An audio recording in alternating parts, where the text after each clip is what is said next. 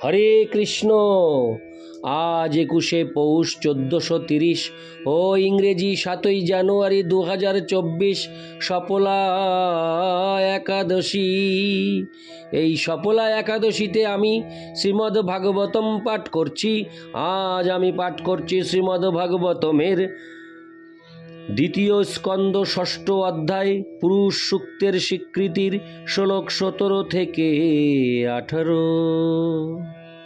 অডিওর শুরুতে সকল ভক্তিমতী মা ও ভক্তবৃন্দের কাছে আমার বিনীত প্রার্থনা, আপনারা সকলেই জীবনের পূর্ণতা ইউটিউব চ্যানেলটিকে সাবস্ক্রাইব, লাইক, কমেন্ট, শেয়ার এবং অডিওগুলি প্রথম থেকে শেষ পর্যন্ত শ্রবণ করে এই জীবনের পূর্ণতা চ্যানেলটির রিচ বাড়িয়ে দিন, যাতে অতি দ্রুত সমস্ত বিশ্বে আমার এই জীবনের পূর্ণতা চ্যানেলে পাঠ করা শ্রীমদ্ ভাগবতম পৌঁছে যায় সবার কাছে। আপনাদের সাহায্য ব্যতীত এই মহান কাজ কখনোই সম্ভব নয়। তাই আপনারা নিজ গুণে জীবনের পূর্ণতা চ্যানেলটিকে সাবস্ক্রাইব করে আমার পাশে থেকে আমাকে আশীর্বাদ করুন। নারায়ণ হে নারায়ণ ভবভয়হরণম নারায়ণ। শ্লোক 17। সদৃশং প্রতপন প্রাণ বহিশ্চ প্রতপত্তসৌ এবং বিরাজং প্রতপংস্তপত্যন্ত বহির্পুমান। শ্লোকটি আমি আরেকবার পাঠ করছি। সদৃশাং প্রতপন প্রাণ বহিষ্য প্রতপত্তসৌ এবং বিরাজং প্রতপংস্তপন্তর্বহিপুমান। অনুবাদ: সূর্য যেমন বিকিরণের মাধ্যমে অন্তর এবং বাহির উভয়ই আলোকিত করে, তেমনি সেই পরম পুরুষ বিরাট রূপ প্রকাশ করে ব্রহ্মাণ্ডের অন্তরে এবং বাহিরে সব কিছু পালন করেন। তাৎপর্য: ভগবানের বিরাট রূপ অথবা ব্রহ্মজ্যোতি নামক তার নির্বিশেষ রূপ সম্বন্ধে এখানে স্পষ্টভাবে বিশ্লেষণ করা হয়েছে এবং এই প্রসঙ্গে তাদের সূর্যের আলোক বিকিরণের সঙ্গে তুলনা করা হয়েছে। সূর্যরশ্মি ব্রহ্মাণ্ডের সর্বত্র বিচ্ছুরিত হতে পারে, কিন্তু তার উৎস হচ্ছে সূর্যমণ্ডল বা সূর্যনারায়ণ নামক সূর্যের অধিষ্ঠাত্রী দেবতা। তেমনি পরমেশ্বর ভগবান শ্রীকৃষ্ণ হচ্ছেন নির্বিশেষ ব্রহ্মজ্যোতির উৎস। সে কথা শ্রীমদ্ ভগবদ্গীতায় প্রতিপন্ন হয়েছে। ভগবানের বিরাট রূপ ভগবানের নির্বিশেষ রূপের গৌণ কল্পনা, কিন্তু ভগবানের মুখ্য রূপ হচ্ছে দ্বিভুজ মুরলীবাদক শ্যাম সুন্দর রূপ। ভগবানের প্রকাশের 75% চিদাকাশে প্রকাশিত হয়, আর বাকি 25% সমগ্র জড় জগৎকে প্রকাশিত করে। সে কথা শ্রীমদ্ ভগবদ্গীতায় বর্ণনা করা হয়েছে। এইভাবে ভগবানের প্রকাশের 75% বিস্তার হচ্ছে তার অন্তরঙ্গা শক্তি, আর 25% বিস্তারকে বলা হয় তার বহিরঙ্গা শক্তি। জড় এবং চিৎ উভয় জগতেই অবস্থান করতে সক্ষম জীব হচ্ছে তার তটস্থা শক্তি, এবং তারা বহিরঙ্গা অথবা অন্তরঙ্গা উভয় শক্তিতেই অবস্থান করতে সক্ষম। যে সমস্ত জীব ভগবানের অন্তরঙ্গা শক্তিতে অবস্থিত তাদের বলা হয় মুক্ত আত্মা, আর যারা ভগবানের বহিরঙ্গা শক্তিতে বাস করে তাদের বলা হয় বদ্ধ জীব। আমরা জড় জগতের অধিবাসীদের গণনা প্রসূত সংখ্যার তুলনায় চিৎ জগতের অধিবাসীদের সংখ্যা অনুমান করার মাধ্যমে সহজেই স্থির করতে পারি যে মুক্ত জীবের সংখ্যা বদ্ধ জীবেদের তুলনায় অনেক অনেক বেশি। ইতি শ্লোক 17। শ্লোক 18। সোহমৃতস্যাভয়শোষ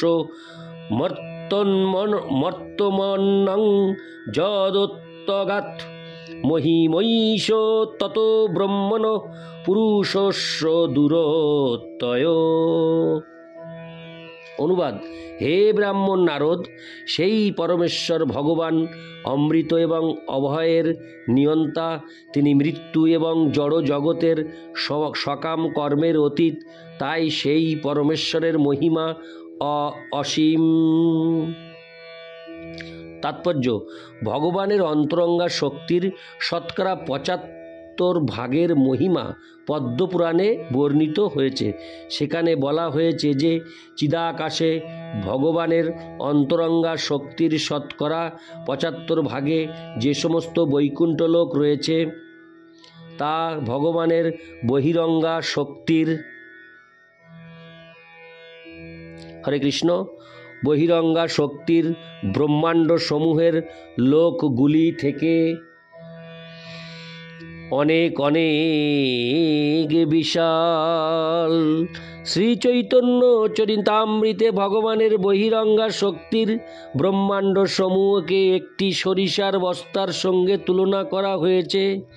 তাতে এক একটি ব্রহ্মাণ্ড এক একটি সরিষার দানার মতো।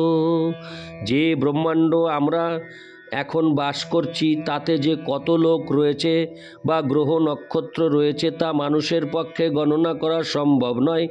অতএব সমস্ত ব্রহ্মাণ্ডের যা সরিষার একটি বস্তার সঙ্গে তুলনা করা হয়েছে তার গণনা করা কি আমাদের পক্ষে সম্ভব? আর চিদাকাশের গ্রহলোক সমূহ অনন্তপক্ষে জড় আকাশের থেকে 3 গুণ বেশি। সেই সমস্ত লোকগুলি চিন্ময় হওয়ার ফলে জড়া প্রকৃতির গুণের অতীত। তাই সেগুলি কেবল বিশুদ্ধ সত্য গুণে রচিত হয়েছে। সেই সমস্ত লোকে চিন্ময় আনন্দ পূর্ণরূপে বর্তমান। সেই সব কয়টি গ্রহলোক নিত্য, অবিনাশী এবং জড় জগতের সমস্ত উন্মাদনা থেকে মুক্ত। সেখানকার প্রতিটি গ্রহলোকই সত্য প্রকাশিত এবং কোটি কোটি সূর্যের থেকেও অধিক উজ্জ্বল। সেই সমস্ত গ্রহলোকে যারা বাস করেন তারা জন্ম, মৃত্যু, জরা এবং ব্যাধি থেকে মুক্ত এবং পূর্ণ জ্ঞানময়। তারা সকলে দিব্য গুণাবলিতে ভূষিত এবং সব রকম জড় কামনা বাসনা থেকে মুক্ত। পরমেশ্বর ভগবান শ্রীনারায়ণ, যিনি হচ্ছেন সেই সমস্ত বৈকুণ্ঠ লোকের প্রধান শ্রী বিগ্রহ, তার প্রেমময়ী সেবা করা ছাড়া তাদের আর কোনো কাজ নেই। সেই সমস্ত মুক্তাত্মা নিরন্তর সামবেদের গীতসমূহ গান করেন। বেদৈ সাঙ্গ পদক্রমোপনিষদৈর্গায়ন্তি জং সামোগা। তারা সকলেই পঞ্চোপনিষদের মূর্ত বিগ্রহ। ত্রিপাদ বিভূতি যা ভগবানের অন্তরঙ্গা শক্তির 75% তা ভগবানের ধাম, যা জড় আকাশের অনেক অনেক ঊর্ধ্বে। আর আমরা যখন এক পাদ বিভূতির কথা বলি যা ভগবানের শক্তির 25% দ্বারা রচিত, যে বহিরঙ্গা শক্তি তা হচ্ছে জড় জগৎ। পদ্মপুরাণে বলা হয়েছে যে ত্রিপাদ বিভূতি সমন্বিত যে ভগবদ্ধাম তা চিন্ময়, কিন্তু এক পাদ বিভূতি জড়, ত্রিপাদ বিভূতি নিত্য, কিন্তু এক পাদ বিভূতি অনিত্য। চিৎজগতে ভগবান এবং তার নিত্য সেবকদের রূপ নিত্য, যা শুভ, অচ্যুত, চিন্ময় এবং নিত্য যৌবন সম্পন্ন। অর্থাৎ সেখানে জন্ম নেই, মৃত্যু নেই, জরা নেই এবং ব্যাধি নেই। সেই নিত্যধাম চিন্ময় আনন্দ এবং সৌন্দর্যে পূর্ণ। এই তত্ত্ব শ্রীমদ্ ভাগবতের এই শ্লোকটিতে চিন্ময় প্রকৃতিকে অমৃত বলে বর্ণনা করার মাধ্যমে সমর্থিত হয়েছে। বেদে বর্ণনা করা হয়েছে উতামৃতত্ব শেষান। পরমেশ্বর ভগবান অমৃতত্বের নিয়ন্তা, অর্থাৎ ভগবান অমর, এবং যেহেতু তিনি অমরত্বের নিয়ন্তা তাই তিনি তার ভক্তদের অমরত্ব দান করতে পারেন। শ্রীমদ্ ভগবদ্ গীতায় ভগবান আশ্বাস দিয়েছেন যে কেউ যদি তার নিত্যধামে একবার গমন করেন তাহলে আর তাকে সেখান থেকে এই ত্রিতাপ দুঃখ সমন্বিত মর্তলোকে ফিরে আসতে হবে না। ভগবান এই জড়জগতের প্রভুর মতো নন। জড়জগতের প্রভু বা মালিক কখনো তার অধীনস্থদের সঙ্গে সমানভাবে ভোগ করে না। তারা অমর নয় এবং তারা তাদের অধীনস্থদের অমরত্ব দান করতে পারে না। কিন্তু সমস্ত জীবের নায়ক পরমেশ্বর ভগবান তার নিজের সমস্ত গুণাবলী তার ভক্তদের প্রদান করেন, এমনকি তাদের অমরত্ব এবং চিন্ময় আনন্দ দান করেন। জড়জগতে সমস্ত জীবের হৃদয় সর্বদা উৎকণ্ঠা এবং ভয়ে পূর্ণ, কিন্তু ভগবান পরম অভয় বলে তার শুদ্ধ ভক্তদেরও অভয়ত্ব দান করেন। জড় অস্তিত্ব শতই ভয়াবহ, কেননা সমস্ত জড় শরীরে জন্ম, মৃত্যু, জরা এবং ব্যাধির প্রভাব থাকার ফলে জীবেরা সর্বদা ভয়ে ভীত থাকে।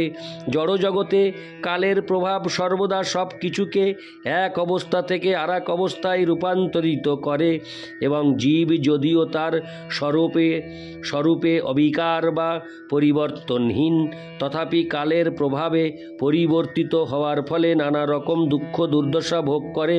কিন্তু শাশ্বত কালের পরিবর্তনশীল প্রভাব ভগবত ধামে অনুপস্থিত।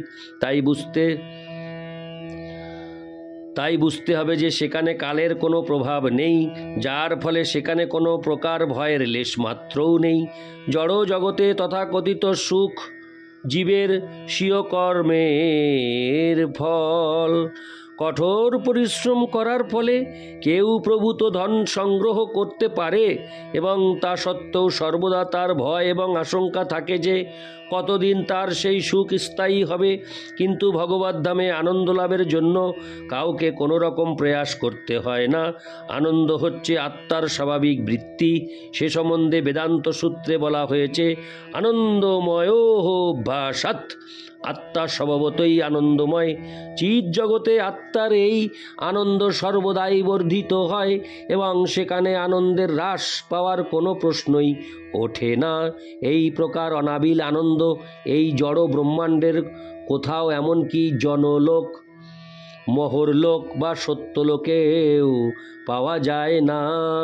কেননা ব্রহ্মাও কর্ম এবং জন্ম মৃত্যুর অধীন, তাই এখানে দূরত্বয় শব্দটি ব্যবহার করা হয়েছে, অর্থাৎ ভগবানের নিত্য ধামের চিন্ময় আনন্দ মহান ব্রহ্মচারী অথবা সন্ন্যাসী যারা স্বর্গলোকেরও ঊর্ধ্বে যেতে সক্ষম হয়েছেন তারা পর্যন্ত কল্পনা করতে পারেন না। অর্থাৎ পরমেশ্বর ভগবানের মহিমা এমনই অসীম যে তা মহান ব্রহ্মচারী বা সন্ন্যাসীরা পর্যন্ত কল্পনা করতে পারেন না। কিন্তু ভগবানের অনন্য ভক্ত ভগবানের কৃপায় যথাযথভাবে সেই আনন্দ আস্বাদন করতে পারেন। ইতি শ্লোক 18। নারায়ণ হে নারায়ণ ভবভয়হরণম নারায়ণ। হরে কৃষ্ণ।